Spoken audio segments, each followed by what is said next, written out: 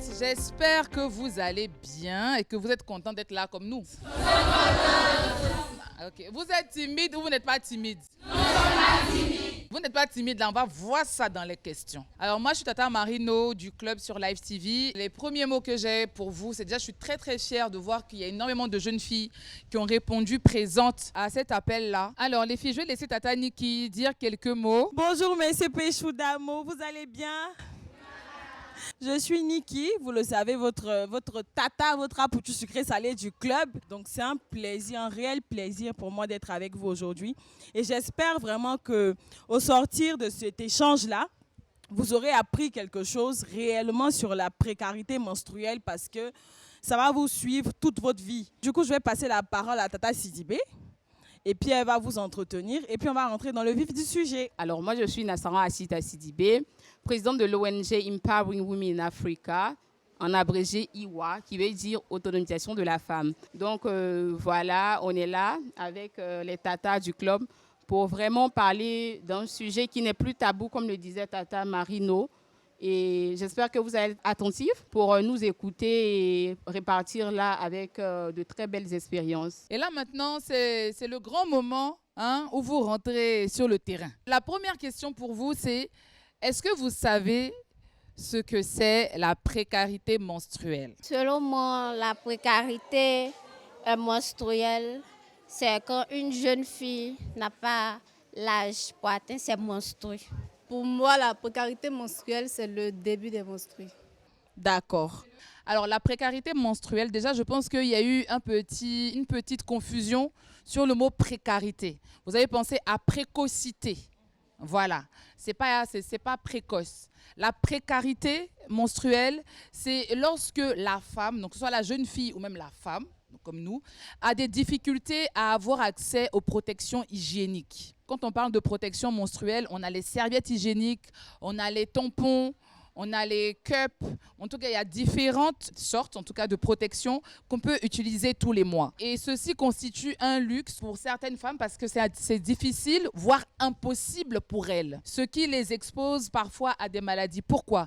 Parce que quand on n'a pas accès, par exemple, à l'eau potable, donc pour se nettoyer, ça peut être compliqué. Et vous savez, on est des femmes. Donc, on est sujette à ce qu'on appelle des infections vaginales ou urinaires. Ça, c'est quand la femme ne se nettoie pas bien. Donc, s'il n'y a pas d'eau, elle ne peut pas se nettoyer correctement. La précarité menstruelle également va concerner la femme qui, lors de ses menstrues, a ce qu'on appelle des douleurs au bas du ventre, pour qui c'est très difficile justement de vivre cette semaine-là de menstrues. Dans votre cas, ça peut impacter votre scolarité. Parce qu'il y en a qui sont couchées parce qu'elles ne peuvent pas se lever. Vous voyez, ce n'est pas juste un cachet, un petit Doliprane là pour faire passer la douleur. Non, il y en a pour qui c'est un réel handicap. Donc, quand tu es à l'école et que tu ne peux pas venir une semaine suivre les cours, bon, vous êtes d'accord avec moi que ça peut avoir un impact sur ta scolarité. Voilà.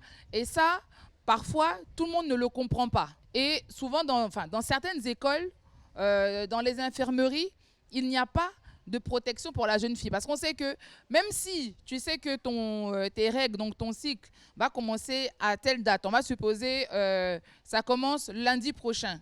Bon, toi, tu es à l'école vendredi, tu ne t'attends pas forcément à tes règles. Quand tes règles te surprennent, tu n'as pas de protection. Tu fais comment? Tu vas courir aller aux toilettes, prendre du papier toilette, ça c'est s'il y en a. S'il n'y en a pas, tu fais comment? Tu cours pour aller chez toi?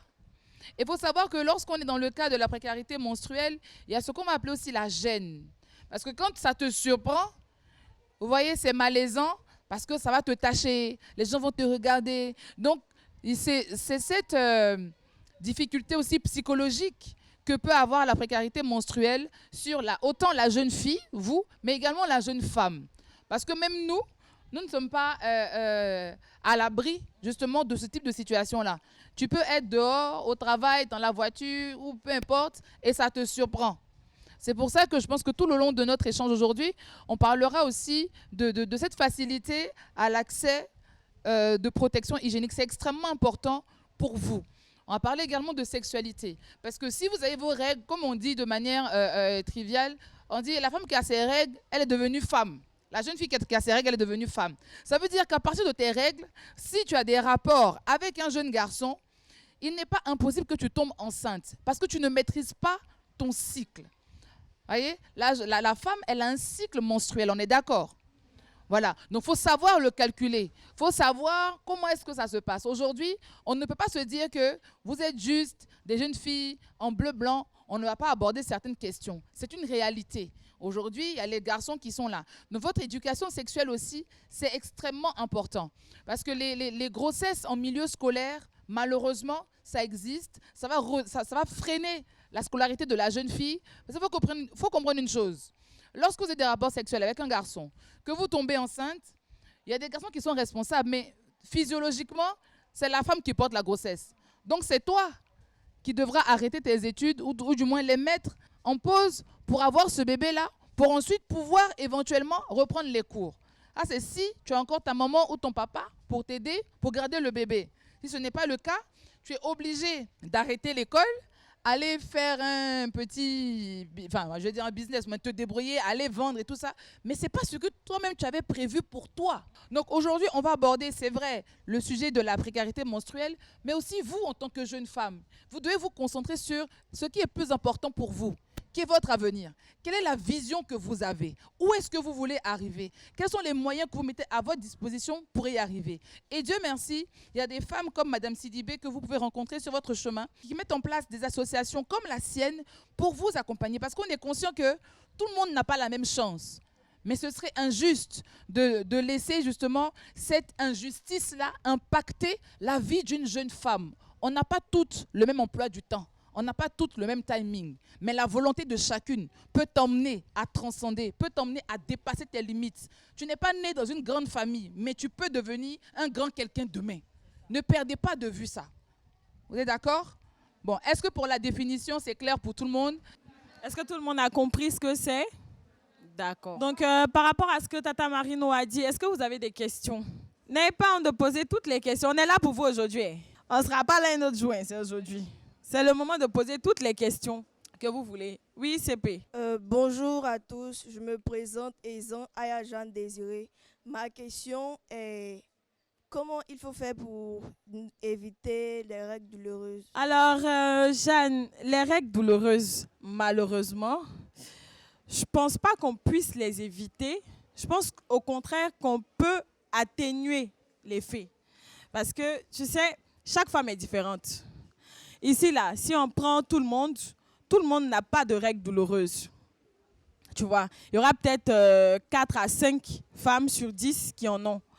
Et il est conseillé d'aller voir un spécialiste, c'est-à-dire un gynécologue. En fonction des douleurs que tu ressens, il va t'ausculter, voilà. Et puis, il va te prescrire quelque chose. Et ça va faire que quand tu auras tes règles, tu auras moins mal, voire même si tu prends ça sur une longue durée, les douleurs vont peut-être disparaître. Mais ça va dépendre de ton corps, ça va dépendre de ton alimentation, ça va dépendre de ton hygiène de vie, tu vois. Donc, du coup, je pense qu'il n'y a pas de remède miracle par rapport à ça. Mais il faut juste que tu partes consulter un gynécologue qui va t'orienter en fonction de ta physionomie, voilà. Et puis, tu seras soigné. Alors moi, ce que je dirais, c'est que dans le processus des règles d'une femme, malheureusement, il y a ce qu'on appelle les crampes. Vous savez, avant que les règles arrivent, au niveau de ton bas-ventre, tu sens qu'il y a des choses qui se passent. Hein, ça te fait un peu comme on dit, niami façon là. Tu vois? Voilà, c'est comme ça. C'est comme ça que la femme est faite. Maintenant, d'une femme à une autre, le niveau de douleur n'est pas le même. Mais il ne faut pas hésiter à se rapprocher du gynécologue. Voyez, allez voir le gynécologue, ce n'est pas que quand on est enceinte. Parce qu'en tant que femme, on a des maladies qui sont dites de femmes aussi, qui vont venir accentuer le niveau de douleur que tu peux ressentir d'un mois à un autre. Il faut savoir que pendant les règles, vous avez un côté de vos ovaires qui travaille plus que l'autre. Donc, tu peux avoir des douleurs plus du côté droit ce mois-ci et le mois d'après, ça va être un autre côté. Mais aujourd'hui, par la grâce de Dieu, on a des médicaments qui existent, hein, des antidouleurs pour se soulager. Mais il ne faut pas être accro à ça aussi sur du long terme. Il y a ce qu'on appelle les bouillottes. Voilà, tu mets de l'eau chaude, tu passes sur ton ventre, ça peut aussi te soulager parce que les médicaments, la réalité, si on parle de précarité menstruelle, donc difficulté d'accès aux protections, il y a aussi difficulté d'accès aux médicaments. D'accord? Donc, il y a d'autres options. Voilà, vous pouvez mettre ça sur votre ventre, ça peut vous soulager aussi. Mais sinon, c'est se rapprocher d'un spécialiste pour vous accompagner. Et si vous avez vraiment mal, n'ayez pas honte de le dire, parce que c'est normal. C'est aussi ça le point que je veux relever. N'ayez pas honte d'avoir mal, c'est normal. Il faut le dire. Si tu te sens vraiment pas bien, tu te sens pas bien. Voilà. Et personne ne doit vous juger parce que vous avez mal au ventre. Vous êtes des femmes. Voilà. Nous-mêmes, vos grandes sœurs, vos tatas, on a ça. Et puis, de moment tu as ça, tu as mal. Tu ne peux pas travailler, tu ne peux pas te lever, tu ne peux pas aller à l'école, tu ne peux pas te concentrer pour étudier. Mais parce que tu as mal, tu es une femme. Tu vas t'excuser pour ça? Non. Voilà. Donc, il faut arrêter de se faire, faut sortir de la posture de la victime. Et comme je dis, prendre son destin en main. J'ai mal, j'assume. J'ai mal, je vais prendre un médicament, je me soulage, etc. Et puis, on avance. D'accord? Donc, vraiment, déjà, soyez confortable avec vos douleurs et rapprochez-vous d'un spécialiste pour savoir ce qu'il en est exactement. Est-ce qu'on a une autre question?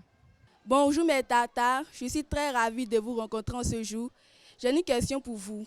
C'est vrai, nous sommes tous des jeunes filles, nous avons tous des menstrues, mais nous ne savons pas tous calculer le cycle de notre menstrue. Je sais qu'il y a plein de filles ici qui aimeraient avoir cette réponse. Est-ce que vous pouvez nous dire comment calculer le cycle menstruel? Alors, c'est une très très bonne question. Et comme vous savez, vraiment, on ne peut pas avoir tous les détails en même temps. Mais je vais vous dire déjà, moi, ce que j'ai ici, parce que chacun a son anti-sèche. Voilà. Alors, déjà, il faut comprendre c'est quoi déjà un cycle. Qui sait c'est quoi un cycle? Et ça commence par là. Parce qu'il faut savoir ce que tu calcules. Qui sait d'abord? Avant de répondre à ta question, merci beaucoup ma chérie. Qui sait c'est quoi un cycle? Pour moi, un cycle, c'est la durée de tes menstrues. D'accord. Et une autre intervention? Selon moi, un cycle menstruel, c'est la période des menstrues. La période des menstrues. Alors, votre cycle, il débute le premier jour de vos règles et il s'achève la veille de vos prochaines règles. Est-ce qu'on comprend? C'est-à-dire, si aujourd'hui, j'ai mes règles, c'est le premier jour de mon cycle. Et il va s'achever la veille de mes prochaines règles. D'accord? Et d'une femme à une autre, c'est il y a 28 jours. Et fois, vous allez voir, et je pense que tout ici, normalement, sauf vraiment cas exceptionnel, vous avez peut-être un téléphone. En tout cas, dans la plupart des cas, il y a combien quelqu'un de votre entourage qui a un téléphone? Voilà. Donc, on ne va pas seulement télécharger TikTok. Ou bien, il y a quoi c'est? Facebook pour faire les barrets. WhatsApp, Snapchat. Il y a des applications qui vous aident à calculer votre cycle. Donc, moi, je vous inviterai à aller chercher ces applications-là. Pourquoi? Parce que moi, Marie-Noël, aujourd'hui, si j'ai mes règles, je rentre mon premier jour de règles dans l'application. L'application va me calculer mon cycle. L'application me donnera ma bonne période, ma mauvaise période et la date de mes prochaines règles. Et dans l'application, si j'ai été imprudente avec un garçon, je mets. Parce que l'application va te dire, ah, si ce jour-là, tu as eu des rapports sexuels avec un garçon et que tu ne t'es pas protégé, donc il y a un risque. L'application te dira si tu es dans ta bonne période ou mauvaise période. Ça évite aussi que vous soyez surprise. Comme je dis, vous êtes nos filles, nos nièces, parce que vous avez l'âge de ma fille. Mais franchement, aujourd'hui, il est important de vous parler vraiment de manière franche. Parce que si vous n'avez pas l'information, vous êtes plus exposé à certains risques. D'accord? Donc, j'invite chacune déjà à télécharger ça sur son téléphone. Maintenant, il y a les calendriers. Vous savez compter. Donc, vous pouvez prendre le premier jour de vos règles. Ça a commencé quand? En général, c'est quoi? C'est une semaine, dépendamment, dépendamment des femmes. On va dire, il y en a pour qui c'est 5 jours, il y en a c'est 7 jours. Bon, dans certains cas, c'est un peu plus. Mais juste après, tu as ta période dangereuse, on va dire ça comme ça. Mais on l'appelle la période fertile. C'est dans cette période-là que si tu fais les choses de ouin-couin, tu vas avoir un gain après. Et après cette période-là, tu as la période safe jusqu'à tes prochaines règles. C'est ça qui fait ton cycle menstruel. Et c'est le fait de calculer depuis le début de ton jour de règles jusqu'à l'autre période qui te fait déterminer si ton cycle dure 28 jours, 30 jours ou autre. Hormis que tu aies des maladies. Moi, personnellement, je souffre d'une maladie qu'on appelle l'endométriose. Je ne sais pas si vous la connaissez. Donc, l'endométriose, ça fait que moi, j'ai un cycle qui est super long. Et quand tu as un cycle qui est super long, c'est très dangereux. Parce que ta période fertile, elle est plus longue que ta période où tout va bien. Donc, toi, tu as plus de chances de tomber enceinte que tout le monde. Vous voyez un peu. Malgré le fait d'avoir cette pathologie-là. Donc, il est important, je ne sais pas, combien d'entre vous a déjà consulté un gynécologue ici? Celles qui ont déjà consulté un gynécologue, levez les mains. C'est toi seul? Il y en a 2. C'est ça? Est-ce que vous avez déjà fait une visite médicale, au moins? Vous toutes, vous avez déjà fait la visite médicale, mais vous n'avez encore jamais consulté de gynéco. Oui, non, mais moi, en fait, je voulais vraiment donner la parole à Madame Sidibé. Voilà, parce que on se rend compte que dans cette salle-là, où on a, je vais dire, un peu plus de 50 jeunes filles, il y en a allez, que 2 qui ont déjà consulté un gynécologue. Alors que vous êtes en âge de consulter un gynécologue. Ce n'est pas que quand on fait des choses qu'on va voir le gynécologue. Et c'est bien que Tata Sidibé prenne la parole parce que justement, avec son association, elle vous accompagne. Elle va en parler. Et je pense que vous aurez vraiment la personne ressource vers qui vous tournez ou bien sur qui vous pouvez vous appuyer lorsque vous êtes face à certaines situations. Madame Sidibé. Alors, le fait, c'est que généralement ici, en Côte d'Ivoire, les filles ont accès, je vais dire, aux médecins, si ce n'est que pendant les visites médicales. Alors, on a un spécialiste qui va faire, peut-être un généraliste, qui va faire le tour pour juste vite fait, une visite médicale vite fait, si ce n'est que pendant des périodes, je vais dire, d'épreuves physiques, pour voir si tout va bien, si elles sont aptes à pouvoir participer aux épreuves physiques. Donc, ce qui fait que c'est difficile pour ces filles-là de voir un gynéco ou autre. Et puis, il y a aussi la stigmatisation dans notre société d'aujourd'hui. Parce qu'on se dit, je vais aller chez un gynécologue, qui va aller voir qu'est-ce qui ne va pas. Les filles ont honte de dire réellement, alors que c'est à huis clos. Donc, je pense qu'on doit sortir vraiment des stigmatisations et dire que ce n'est pas un sujet tabou d'aller chez un gynécologue. Quand ça ne va pas, on y va pour savoir qu'est-ce qui ne va pas, avoir des solutions. Donc, je pense que c'est ce qui fait généralement que les filles ont du mal réellement à aller voir des gynécologues. Et c'est aussi pendant ces moments-là vraiment qu'elles ont l'occasion de savoir que ce n'est pas forcément en étant à l'école ici qu'elles peuvent voir des spécialistes pour pouvoir leur expliquer ces difficultés-là.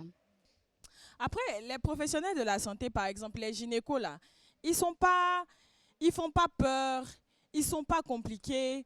Moi, je me dis qu'il ne faut pas attendre d'avoir un mal avant d'aller voir le gynéco. En temps normal, là, pour parler français terre à terre avec vous, en temps normal, quand tu as tes premières règles, tes parents doivent te conduire chez le gynéco. Elle dit,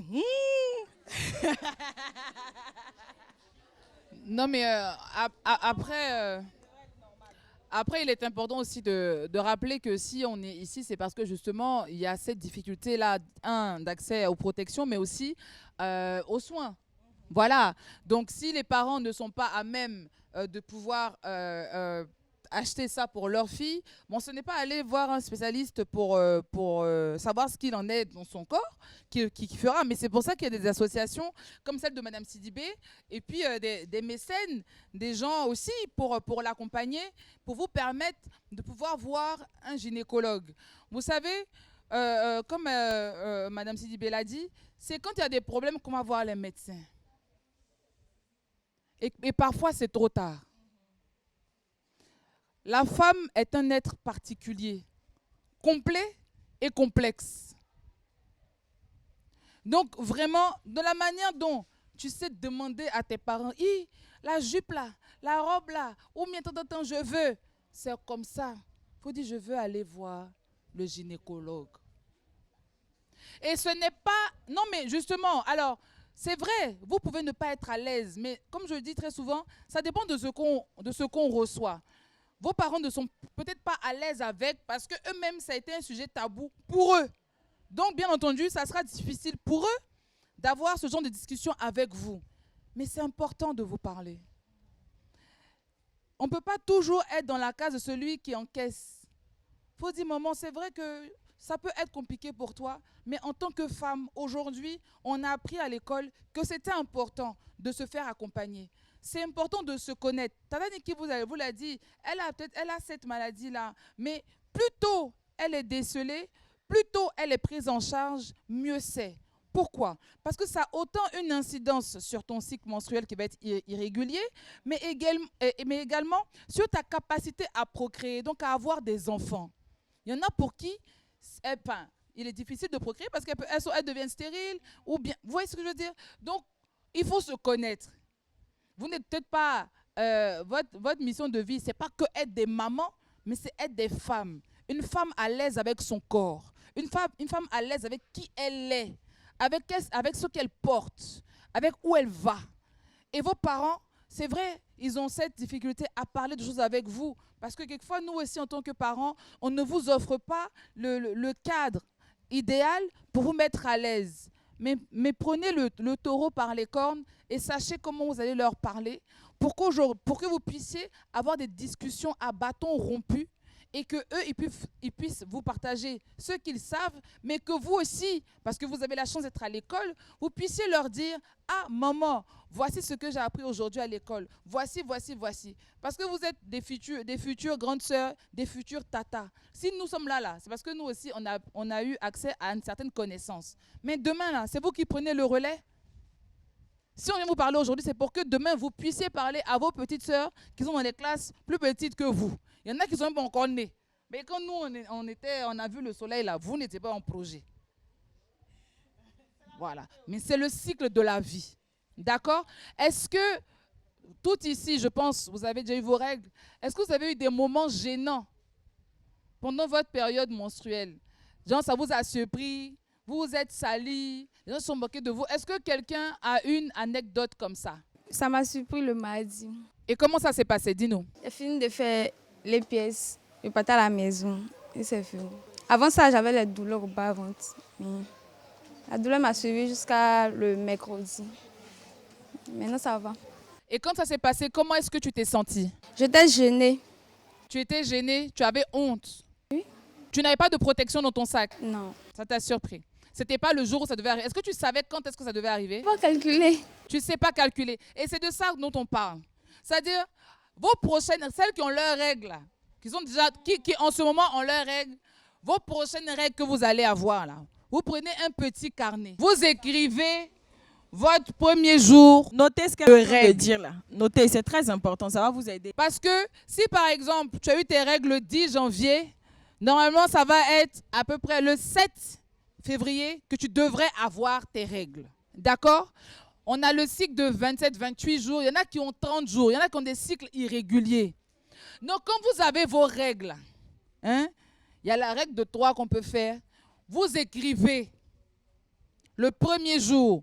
Ça dure combien de jours?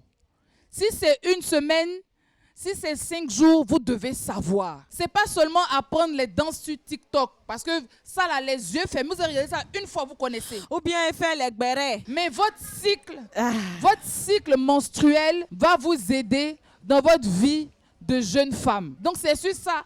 Vous allez sur Internet, demandez à Google comment calculer son cycle menstruel. Ça, c'est votre devoir de maison. Parce que vous savez quoi? Si vous ne faites pas l'exercice de partir à l'information, vous ne saurez pas la valeur de l'information. Tu as tes règles, tu prends ton petit carnet. Aujourd'hui, on est le 21. Aujourd'hui, on est le 21. Voilà. Donc, du coup, si on est le 21, que tu as tes règles le 21, si tes règles durent 6 jours, tes règles vont finir normalement le 26. Quand tes règles finissent le 26, le 27, là, c'est ton jour de libre. C'est-à-dire que c'est ton jour off avant ta période dite dangereuse, qui est la période fertile. Et ta période fertile va commencer le 28. Et elle aussi, elle va faire 7 jours. Pourquoi elle fait 7 jours? Elle fait 7 jours parce que tu as peut-être 4 jours avant l'ovulation. L'ovulation qui est le jour J où même l'œuf et puis le spermatozoïde se rencontrent pour former le bébé. Vous voyez, non? Et puis maintenant, tu as un jour encore parce qu'après même l'ovulation, il peut se passer des choses. C'est pour ça que cette période-là dure 7 jours. Après cette période de 7 jours-là, tu as la période maintenant de libre jusqu'à tes prochaines règles. Et pour pouvoir maîtriser ton cycle menstruel, il faut que tu fasses ce calcul-là sur au moins 6 mois. C'est-à-dire que chaque mois, là, tu notes quel jour commencent tes règles. Tu calcules, c'est-à-dire que si tes règles font 4 jours, bien 5 jours, quand ça finit, là, tu calcules le jour de libre et puis les 7 jours qui viennent. Et puis maintenant, tu recalcules maintenant les jours qui sont derrière, là, avant maintenant tes prochaines règles. Tu fais ça sur 6 mois. Comme ça, au moins, tu sais exactement à quelle période tes prochaines règles vont venir. Ça te permet de maîtriser véritablement ton cycle menstruel pour éviter beaucoup de choses. Alors, comme je dis, j'ai pris un exemple concret. On va supposer que tu as eu tes règles aujourd'hui, le 21 novembre. Voilà. On va supposer que toi, tu as un cycle de 28 jours. Donc, ça veut dire que tes prochaines règles, là, c'est dans 28 jours. Normalement, tu es entre le 16 ou le 17 décembre. Non, ça ne doit pas te surprendre. Oui. Il y en a qui ont des cycles de 30 jours. Donc, c'est à partir de votre premier jour de règles que vous comptez. Est-ce que vous voyez ce que je veux dire? Donc, vous allez connaître c'est quand mes prochaines règles. Et comme ma fille là l'a dit, avant ça, elle avait des crampes.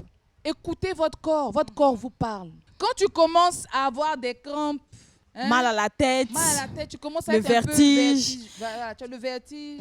Tu es énervé. Parce que ça joue aussi. Non, tu es très énervé. Moi, quand j'ai mes règles, je suis énervée. Alors, c'est pas que tu es juste énervé. Ce qu'il faut comprendre, c'est que votre cycle menstruel, donc vos règles, vont jouer également sur votre état émotionnel.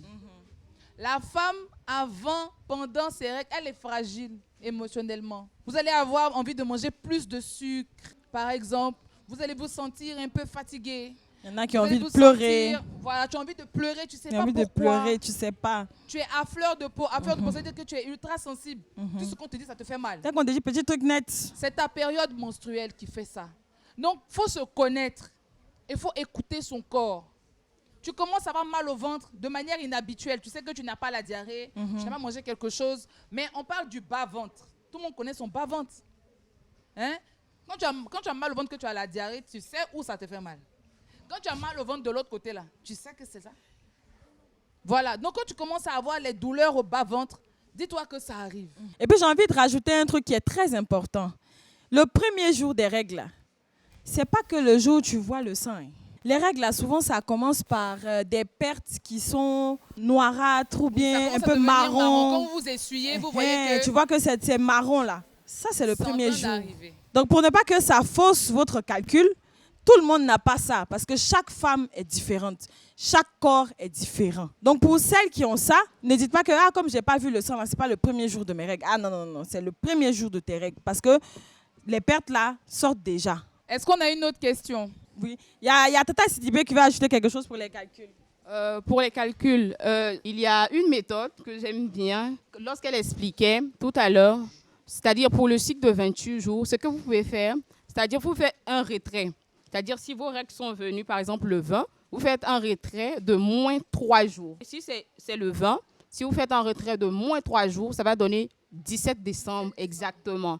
Donc, pour ne pas un peu s'entremêler, voici un peu un calcul très facile. Vous avez eu vos règles le 20 novembre. D'accord? Donc, vraiment, ça, Tata vous a simplifié la vie. On dirait que nous, avec notre travail de journaliste, on parle beaucoup. Donc, je vais répéter encore pour vous. Parce que là, on est sur du pratique. Chez Coco, il faut écrire. Tu as ton bic, tu as ton stylo. 21 novembre, premier jour des règles. 21 moins 3. D'accord. Donc, si tu as tes règles le 21 novembre, ça veut dire que ta prochaine date, c'est le 18 décembre. Donc, tu fais le jour de tes premières règles là, moins 3. Si tu as un cycle de 28 jours. C'est pour ça que, à partir de maintenant, vous devez pouvoir comptez vos jours pour savoir la durée de votre cycle. Parce que comme je l'ai dit, d'une femme à une autre, ça change. Il y en a qui ont 28 jours. Après, il y en a qui ont des cycles vraiment irréguliers. Ça va être 30 jours. Et puis, il faut savoir aussi que le stress a une incidence sur vos règles. Si vous êtes stressé, vous avez un choc émotionnel, ça peut même couper les règles, ça peut retarder vos règles. Ça, c'est dans le cas où vous n'avez pas été imprudente avec un garçon. Mais il ne faut pas aller être imprudente et puis dire que c'est pas venu parce que là, je suis stressée. Non, tata, moi, je n'étais pas là-bas. D'accord? Dans un schéma normal, vous devez pouvoir compter votre cycle comme ça. Et normalement, il n'y a pas de problème. Vous avez mal au ventre, vous avez les crampes, vous devez vous dire, ah, ça arrive. Vous allez aux toilettes, vous vous nettoyez. Quand on se nettoie, ce n'est pas de l'arrière vers l'avant. Pourquoi? Parce que vous allez vous exposer à des infections urinaires.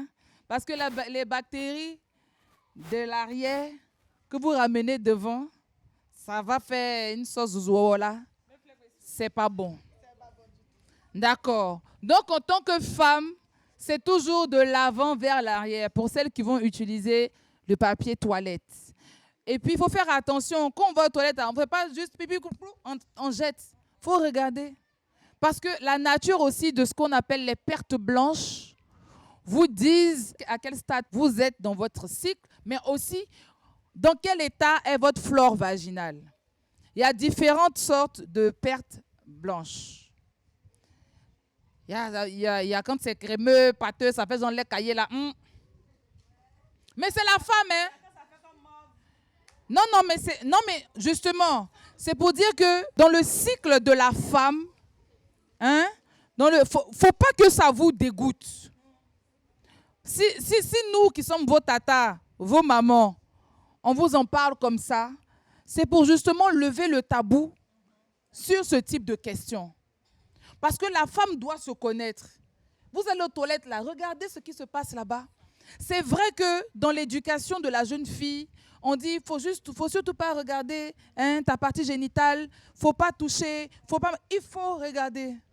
Ce qui sort là-bas, il faut savoir c'est quoi. Parce que ton corps te parle, ton corps te dit dans quel état tu es. Donc, dépendamment de la qualité de tes pertes vaginales, tu vas savoir si là, ta flore vaginale a un problème. Quand c'est trop pâteux, ça devient vert, ça veut dire que tu as peut-être une infection. En général, c'est une infection. Quand ça devient trop crémeux, ça change de couleur, ça devient jaune ou bien vert, et puis l'odeur est forte, parce que chacune connaît son odeur. Ça, c'est vraiment dans le cas où on a une bonne quand même hygiène intime. Mais quand l'odeur même commence à changer et que la couleur des pertes vaginales également change, c'est dire qu'il y a une infection. Quand on commence à avoir des démangeaisons, quelquefois, ce n'est pas parce qu'on a été imprudente avec un garçon, mais c'est peut-être parce qu'on a été faire pipi dans un endroit qui n'est pas propre. Même nous-mêmes qui sommes au moment là, ça nous arrive. Donc, on fait très attention. On a la position du cabri qu'on va faire pipi. On est calé comme ça parce qu'on n'a pas envie d'avoir des... Qui ne fait pas ça? Voilà. Donc, c'est dire qu'il faut faire attention. Donc, si vous êtes dans un endroit qui n'est pas propre, vous pouvez être aussi sujette à des infections urinaires. D'accord? Est-ce qu'on a une autre question? Derrière là-bas, là, celles qui sont derrière là, vous ne parlez pas? Oui. Je me nomme Bisou Enis Emmanuela. Ma question est la suivante. Est-ce que utiliser des papiers toilettes pendant les périodes, est-ce que ça représente un danger? Alors, on va l'applaudir.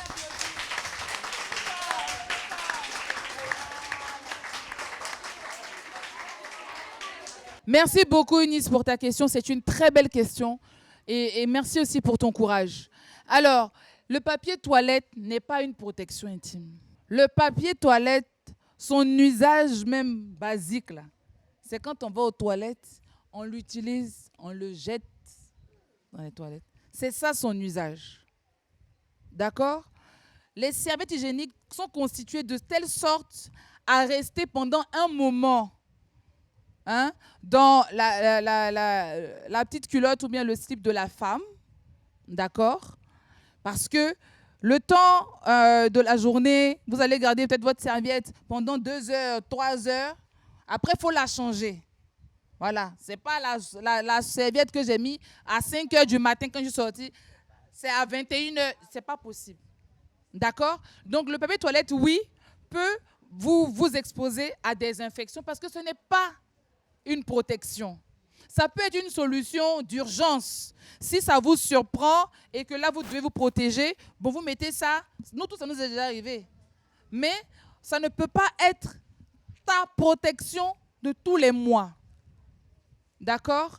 Parce que la flore vaginale de la femme, elle est extrêmement délicate et fragile. Et c'est dans ce sens que je dis la précarité menstruelle nous expose à des maladies, à des infections. Parce que par manque de protection, je me crée d'autres problèmes. Je parle sous le contrôle de Mme Sidibé. Et là, c'est des choses maintenant qu'on aura du mal à gérer parce qu'on crée un autre problème.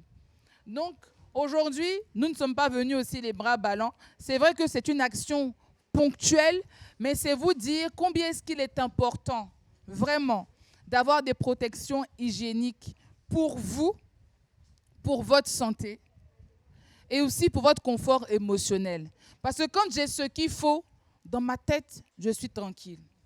Si je n'ai pas de protection, je suis gênée, je suis stressée. On me demandait de venir dire un écosystème est un milieu naturel. J'ai oublié. Parce que je suis stressée. Est-ce que je n'ai pas ma protection? Vous voyez comment est-ce que ça peut vraiment avoir un impact sur vous. D'accord? Donc voilà. Est-ce qu'il y a une autre question? Je suis Miss Koné et je suis très ravie d'être avec vous aujourd'hui. Ma question est la suivante. Pourquoi dit-on que les femmes qui ont les règles douloureuses ont moins de chances d'avoir d'enfants? Parce que moi-même, j'ai ça. Pour moi, quand ça arrive, je n'arrive même pas à marcher. Alors, on s'écoute. Merci beaucoup, ma chérie. C'est quoi ton nom? Koné, Miss Koné.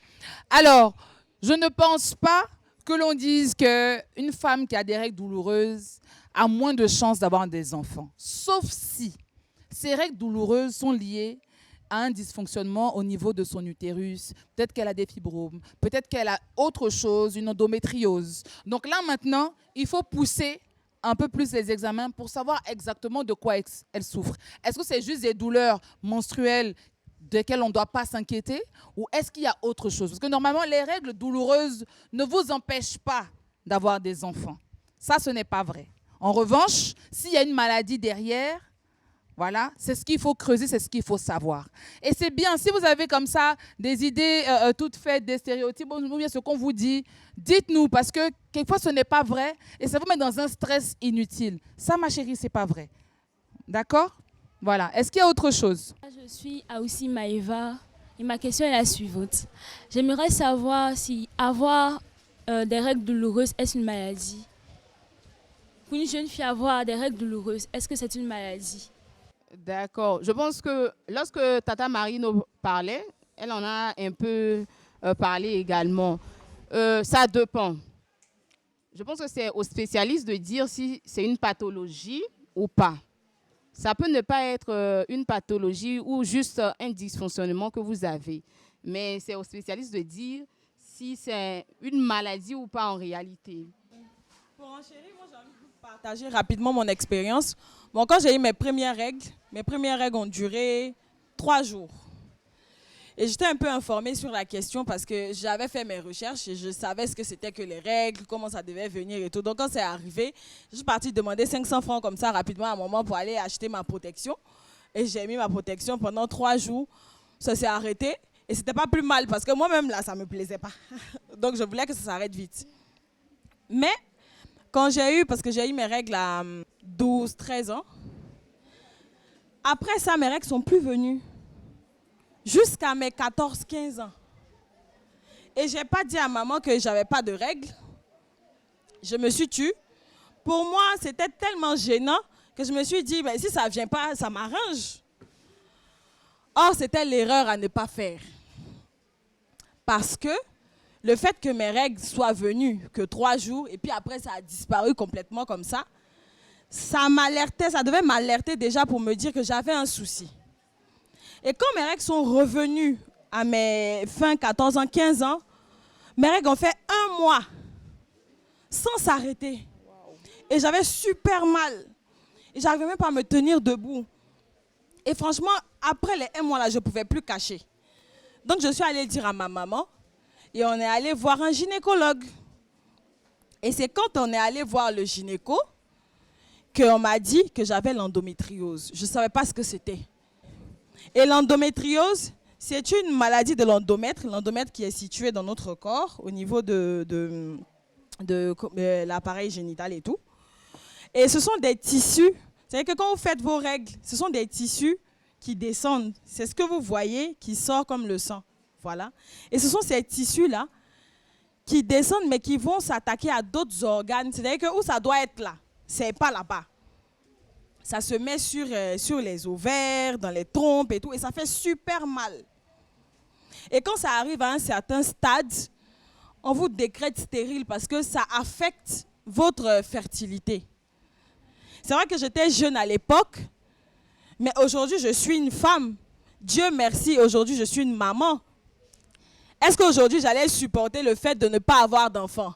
Non, je n'allais pas supporter. Et si je n'avais pas été traitée, c'est vrai que c'est une maladie incurable, on ne guérit pas, mais on atténue les effets. Si je n'avais pas été traitée là-bas, aujourd'hui, je n'aurais pas mes 2 enfants. Donc c'est quand on est allé chez le gynécologue qu'il m'a prescrit des comprimés que j'ai commencé à prendre. Mais j'ai dû prendre ça sur plusieurs années pour que ça aille un peu mieux. Voilà. Donc dans mon cas, quand j'ai commencé le traitement, après, j'ai commencé à avoir des règles normales. Mais quand j'ai eu un enfant après, les règles douloureuses sont revenues. Donc ça dépend de tout un chacun. C'est pour ça que je disais dès le départ que chacune a son corps, chacune est faite comme elle est faite. Mais le fait de connaître son cycle menstruel, le fait de s'informer surtout sur ce que c'est que les règles, l'hygiène intime, l'hygiène menstruelle, c'est très très important. Donc s'il y a quelqu'un qui a une autre question, je pense que ce sera la dernière. Voilà, ce sera la dernière question. Bonjour mes tatas, je me présente Kofi Florence. J'aimerais savoir, lorsque notre cycle menstruel vient beaucoup, est-ce que ça cause un problème? Notre cycle menstruel vient beaucoup. Alors, comme on le disait depuis tout à l'heure, d'une femme à une autre, c'est pas pareil. Il y en a qui ont un flux important. Quand je dis un flux important, ça vient beaucoup. Voilà. Après, ça peut ne pas être alarmant, mais en toute chose, il faut toujours avoir l'avis d'un spécialiste. Si tu sens que c'est anormalement abondant, parce qu'il y a le flux normal, mais il y en a pour qui c'est abondant, c'est trop. Donc quand tu sens que tu te changes trop souvent, parce qu'une serviette hygiénique, je pense que 4 heures même c'est trop, mais bon, je veux dire, si tu sens qu'en 1 heure, tu as besoin de te changer 2 fois, bon, ça veut dire que tu as un flux important. Donc il faut te rapprocher d'un médecin qui va te dire si c'est normal ou pas. Nous ne sommes pas médecins, mais on sait qu'il y a des choses qui sont normales, mais il y en a qui ne le sont pas. Mais là, il faut avoir l'avis d'un spécialiste qui pourra te dire si le flux de tes règles est normal ou pas. Alors, les filles, on arrive vraiment à la fin de notre échange. Je sais qu'il y a d'autres questions qui arrivaient, mais malheureusement, on va boucler ce moment à vos côtés. Je pense que Mme Sidibé va dire un mot, Niki va dire un mot ensuite, et moi, je vais fermer la discussion pour qu'on se sépare. Donc, Mme Sidibé, je passe le micro. Alors, j'espère que réellement, vous avez pris plaisir à être avec nous, surtout que vous avez pu comprendre en fait la précarité menstruelle, parce que c'est ce qu'on fait avec l'ONG Empowering Women in Africa depuis des années. C'est vrai que nous accompagnons nos filles, mais ce n'est pas assez et toujours il faut sortir au-delà même de l'ONG, venir dans des écoles ou autres. Et l'année dernière, ça a été le cas. Cette année, on fera la même chose durant toute l'année scolaire pour que vraiment des milliers de jeunes filles puissent comprendre que c'est très très important et que les institutions également, que ce soit les ministères, puissent prendre le relais et continuer sur cette belle démarche. Merci surtout à vous, Live TV, qui permet aux associations et autres de pouvoir passer des informations et des messages, je dirais ainsi, à ces jeunes filles-là. Bah écoutez, moi j'ai envie de vous dire que vous êtes, c'est vrai, nos petites sœurs, mais vous êtes l'avenir de demain. Vous êtes les femmes qui vont impacter leur génération, comme nous on essaie de faire aujourd'hui. Donc, il est important, très important pour vous, de vous connaître déjà. Parce qu'une femme qui se connaît, c'est une femme qui ira très loin dans la vie. Et se connaître là, ça commence par son cycle menstruel. Parce que c'est la chose la plus absolue que toutes les femmes, que tu sois ministre, PDG, toutes les femmes ont en commun. On a toutes nos règles. C'est vrai que nous venons de milieux où nos parents ne sont pas très favorables à la discussion. Il y a un peu cette gêne-là de parler des règles, il y a un peu cette gêne-là de parler de sexualité et tout. Mais nous-mêmes, même quand nos parents ne sont pas très réceptifs, nous devons trouver la manière d'aborder le sujet avec eux. Et surtout pour les règles, c'est très important. Surtout pour ça. Je sais qu'il y en a plein qui viennent de familles modestes où on ne peut même pas s'acheter peut-être une protection et tout. Mais se protéger, avoir une bonne hygiène menstruelle, c'est aussi très important. Ça va vous éviter des problèmes, ça va vous éviter des infections, ça va vous éviter plein de choses. Donc du coup, allez à l'information, arrêtez de passer du temps sur TikTok à faire les bérets, à faire des choses qui ne vont pas vraiment vous faire avancer, et informez-vous sur votre état de santé, sur votre état physique et tout. Et vous allez voir que, on dit un esprit sain dans un corps sain, non? Vous allez voir que tout va aller pour le mieux. Voilà. En tout cas, merci beaucoup, Tata Niki. Moi, je vais fermer cet échange-là, juste en vous disant qu'être femme, ce n'est pas un péché. Être femme, c'est avoir un pouvoir. Et le pouvoir, vous l'avez au quotidien. C'est à vous de prendre votre avenir en main. On parle de précarité menstruelle, mais c'est vrai aussi qu'il y a la réalité que vous avez au quotidien. Ne vous découragez pas parce que vous êtes face à certains challenges. On a parlé aussi de sexualité rapidement. Il faut savoir dire non. Si vous n'êtes pas prête à avoir des relations sexuelles, il faut dire non. Dire non, ça veut dire que je suis moins cool, je suis moins temps. Dire non, c'est reprendre son pouvoir. Dire mon corps, je décide de ce que je fais de mon corps. Et si je ne suis pas prête à avoir des relations sexuelles avec un garçon parce que là, je suis réglée, j'ai le droit de dire non. Voilà. Ne vous exposez pas à des situations qui vont vous dépasser. On parle de précarité menstruelle, mais on parle aussi de grossesse en milieu scolaire. Donc franchement, les filles, je compte sur vous pour que vous soyez beaucoup plus responsables. Nous, on vous fait confiance. Notre plaisir, c'est de pouvoir vous rencontrer demain dans vos différents métiers. Croyez en vos rêves parce que nous, on croit en vous. On sera derrière vous, on va vous pousser, vous accompagner. Merci de nous avoir écoutés. Merci de nous avoir accueillis dans votre intimité. Et moi, je vous embrasse très fort. Je vous aime très fort, les filles. Prenez bien soin de vous et soyez des femmes brillantes. Et on se dit à la prochaine. Le club, c'est chaud, c'est chic, c'est doux. Le club, c'est chaud, c'est chic et puis c'est doux. Le club, c'est chaud, c'est chic et puis c'est doux.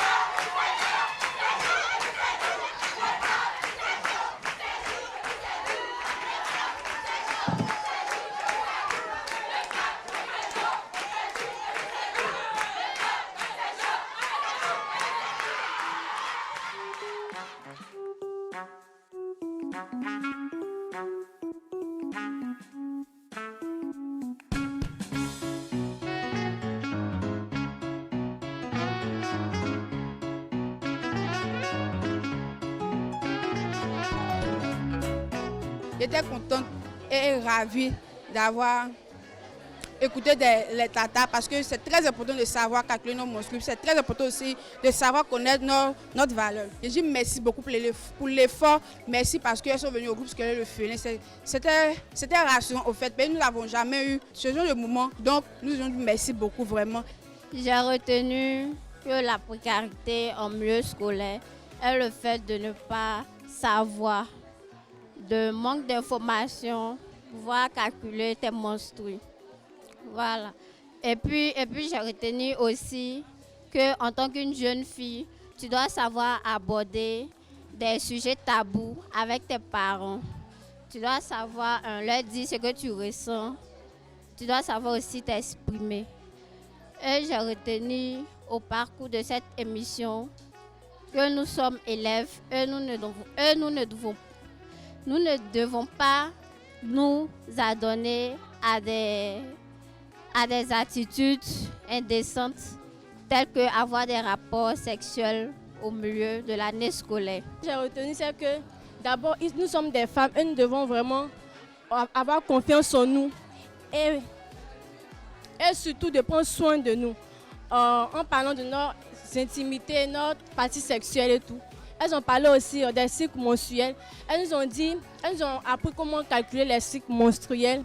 Par contre, moi, je ne savais pas calculer les cycles menstruels. Elles nous ont aussi dit de ne pas avoir honte de parler de ce sujet-là aussi à nos parents et à certaines personnes et tout. Moi, je suis une personne, j'ai vraiment honte de parler de ce sujet. Je vais vous expliquer une petite anecdote.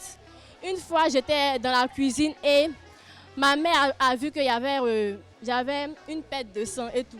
Et elle m'a informée. Et j'étais très gênée. J'ai dit à ma mère, quelle est cette histoire? Elle m'a dit, mais va te protéger. Mais j'étais très gênée, donc je n'ai pas écouté. Donc, elle nous apprend vraiment à ne pas avoir honte de ce sujet parce que ce n'est pas un sujet tabou. C'est quelque chose qui est naturel et tout. Alors, que serait cette action sans ces deux sponsors qui nous ont accompagnés pour pouvoir gratifier de serviettes hygiéniques les jeunes filles qu'on a rencontrées aujourd'hui? Donc, un grand merci à UniHope, voilà, grâce à qui on fait des dons aujourd'hui. Et à Wibi avec sa marque Awina, voilà, grâce à qui on fait des dons aujourd'hui. Vraiment, merci beaucoup de nous accompagner, voilà, dans cette action des CP du club. Voilà. Et puis, on espère que ça va perdurer, tout simplement. La réussite de cette action, c'est grâce à vous. C'est grâce à vous. Merci beaucoup.